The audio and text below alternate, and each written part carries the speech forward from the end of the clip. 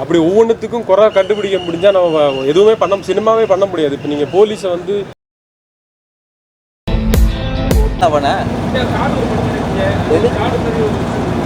கடம்பேனா அது ரொம்ப நாள் ஆயிடுச்சு. 10 வருஷம் ஆயிடுச்சுண்ணா. 10 வருஷத்துக்கு ஒரு வாட்டி பண்ணணும்ல. அப்படி இல்லை, இந்த படம் வந்து ஆக்சுவலாக இவர் தான் அந்த ஸ்கிரிப்ட் கொண்டு வந்தார், Murali Gopi sir script. So அது கேட்டோடனே ரொம்ப ரொம்ப இன்ட்ரெஸ்டிங்காக இருந்தது, ரொம்ப இமோஷனலாக இருந்தது. ஒரு லைஃப் சொல்கிற மாதிரி இருந்தது படமே. நீங்கள் படம் பார்த்து வெளியே வரும்போது ஏதோ ஒரு லைஃப், அந்த பீரியடில் நடந்த ஒரு லைஃப் பார்த்த மாதிரி ஒரு ஃபீலிங் வரும். ஸோ அதுதான் எனக்கு ஸ்ட்ரைக் ஆயிடுச்சு.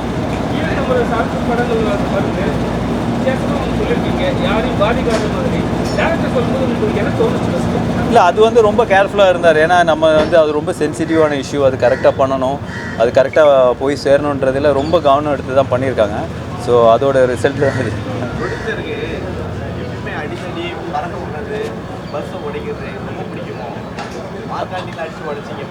அப்படி இல்லைங்க, அது ஸ்கிரிப்ட் டிமாண்ட் பண்ணுறது. ஸோ அது நம்ம ரொம்ப சுருக்கிட்டோம்னா அந்த படத்தோட குவாலிட்டி கம்மியாக இருக்கும். அது வேணும்னே எல்லாம் பண்ணுறது கிடையாது, கடன் வாங்கி பண்ணுறது தான். தப்பாக எடுத்துக்காதீங்க.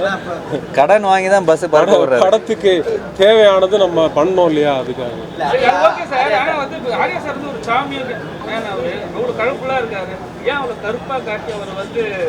இல்லை, அது வந்து கேரக்டர் அந்த மாதிரி ரொம்ப சேட், ஒரு பாஸ்ட் இருக்குது அவருக்கு. ஸோ அந்த பாஸ்ட் வந்து இப்படி நல்லா ஷேவ் பண்ணி வந்திருந்தா நீங்கள் ஒத்துப்பீங்களா? ஸோ அது அந்த ஒரு சோகம் அதெல்லாம் தெரியணும்ல, அதுக்காக தான் அந்த ஒரு லுக்கு. சார் வந்து இப்போ கேரளாவில் வந்து காங்கிரஸ் தான் இப்போ வந்து ஆட்சியில் இருக்காங்க. காங்கிரஸை வந்து ஏதோ சித்தரித்து காட்டியிருக்க மாதிரி இந்த படத்தில் இல்லை, நம்ம காங்கிரஸ்னெல்லாம் நம்ம எதுவுமே காட்டலை. இப்போது ஒரு க்ரியேட்டிவிட்டி அப்படின் போது அதில் ஒரு சமூகத்தில் சார்ந்தவங்களோ இல்லை ஒரு ஜாதி பெயரோ அப்படின்றது வந்தால் தான் அது பிரச்சனை. நம்ம வந்து கண்டிப்பாக அதை வந்து அப்படி காட்டலை. நம்ம ஒரு கட்சின்ற மாதிரி தான் காட்டியிருக்கிறோமே தவிர அதை நம்ம அப்படி வெளிப்படையாக ஒன்றும் காட்டலை.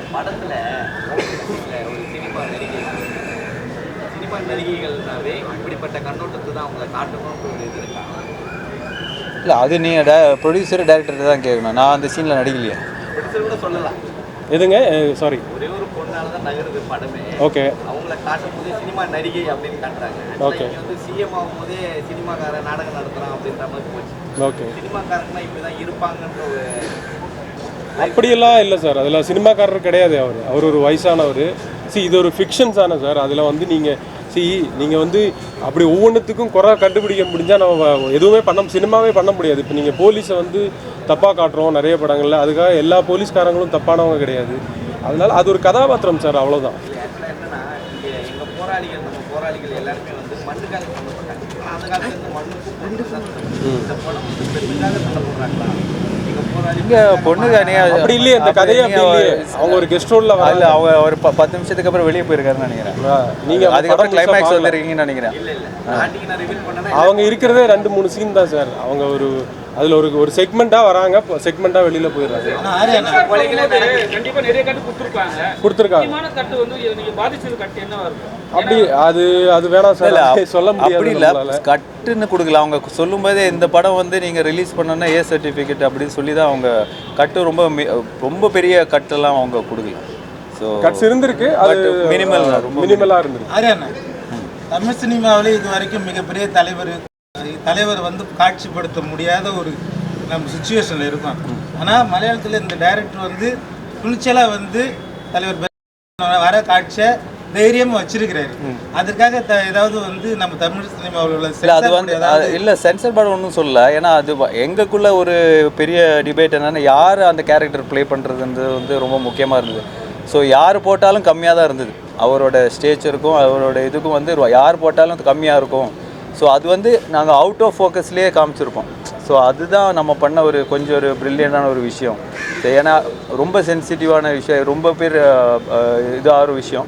ஸோ அது வந்து யாரையும் நம்ம வந்து அதுக்கு ஒரு ஃபேஸ் கொடுக்கக்கூடாது. ஏன்னா ஒரு ஃபேஸ் தான், அது எல்லாருக்குமே தெரிஞ்ச ஃபேஸ் தான், எல்லாருக்குமே பிடிச்ச ஃபேஸ் தான். ஸோ அதில் வந்து எந்த பெயினும் எந்த கவலையும் வரக்கூடாதுன்னு ரொம்ப கேர் எடுத்து பண்ண ஷார்ட்ஸ் தான் அது கண்டிப்பாக அந்த டைரக்டருக்கு நீங்கள் சொன்ன மாதிரி பெரிய பாராட்டு கொடுக்கும். இயக்குனருக்கு மிகப்பெரிய வாழ்த்துக்கள், நன்றி. ஒரு லீடு கொடுத்துருப்பீங்க, அவருக்கு நீங்கள் சொல்லி அனுப்புவார், இது நகர்னா தலையெடுத்து சொல்லிட்டு செகண்ட் பார்ட்டுக்கான லீடா இல்லை செகண்ட் பார்ட் இருக்குது, எழுதும் போதே அந்த மாதிரி தான் இருக்குது. ஸோ அங்கே அந்த பீரியடில் இவர் அங்கே வளர்ந்து வரான்ல ஒரு டைமு. ஸோ அது வந்து ஒரு செகண்ட் பார்ட்டாக தான் அவர் எழுதி வச்சுருக்காரு. சரி இப்போ இது எடுத்து முடிச்சிருக்கோம், பார்ப்போம். லாஸ்ட்ல துப்பைகளை தான் கடைசியாக எல்லாரும் பதில் சொல்லியிருக்கீங்க. அது எந்த விதத்தில் சரி போடும் தமிழ்நாட்டில்னு இல்லைங்க, அது again I'm telling you, அது எப்படி எழுதப்பட்டிருக்கு அப்படின்றது இருக்கு. துப்பாக்கியால் தான் நிறைய விஷயங்கள் வந்து நடந்திருக்கு. நம்ம பாஸ்ட்டை தான் சொல்லியிருக்கிறோம், நடந்து முடிஞ்ச ஒரு விஷயத்தை தான் நம்ம சொல்லியிருக்கிறோம் இல்லையா. அதில் ஒரு செக்மெண்ட் எடுத்து தான் 90s நடக்கிற கதை தான் இது. ஸோ இப்போ நம்ம ஃப்யூச்சரில் நம்ம துப்பாக்கி எடுப்போன்றது அதில் சொல்லலை, எடுத்து முடிஞ்ச கதை தான் நம்ம சொல்லியிருக்கோம்.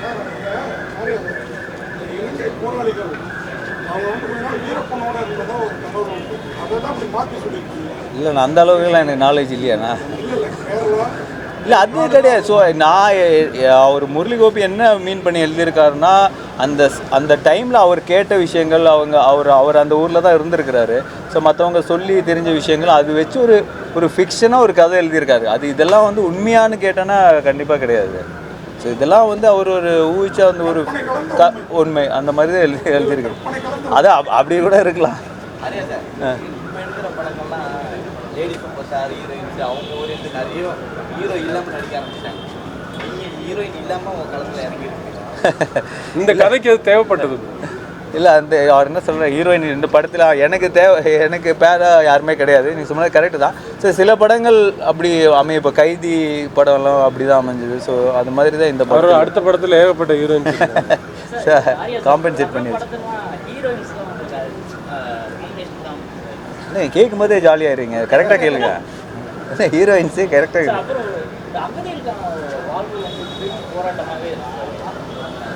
புரியல எனக்கு என்னது.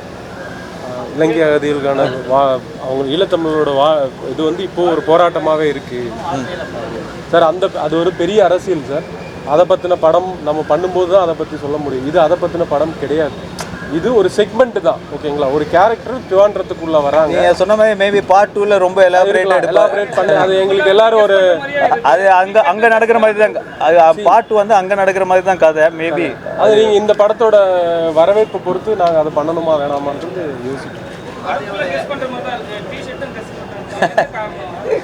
சரி நீங்கள் கெஸ் பண்ணீங்கன்ற நம்பிக்கையில் தான் வந்து இந்த டிஷர்ட்டே போட்டு வந்துருக்குறேன். அடுத்த ஃபிட்டிங் ரெடி ஆகிட்டீங்களா? அடுத்த ஃபிட்டிங்கா? ஆமாம், சாப்பாட்டை 2 இப்போ வந்து ஜூலை எண்ட்லேருந்து ஸ்டார்ட் ஆகுது. ஸோ அதோட ப்ரீ ப்ரொடக்ஷன் போயிட்டுருக்கு. இல்லைங்க, அதுக்கப்புறம் அடுத்த படத்தில் தான் 2 ஹீரோயினும் நடிக்கிறானே, அதுவும் கல்யாணத்துக்கு அப்புறம் தான். ஓகேண்ணா, தேங்க்யூண்ணா, தேங்க்யூ. ஸோ சொன்ன மாதிரி ப்ளீஸ் சப்போர்ட் பண்ணுங்கள். இந்த படத்தை ரொம்ப எஃபர்ட் போட்டு எந்த பட்ஜெட்டு எதுவுமே பார்க்காம இப்போ இருக்கிற சூழ்நிலையில் இவர் வந்து அந்த படத்தை ரொம்ப துணிச்சல் எடுத்திருக்காரு. ஃப்ரெண்டு வினோத். ஸோ இவங்களோட சப்போர்ட்டு ரொம்ப முக்கியம், ரொம்ப தேவை. தேங்க்யூ.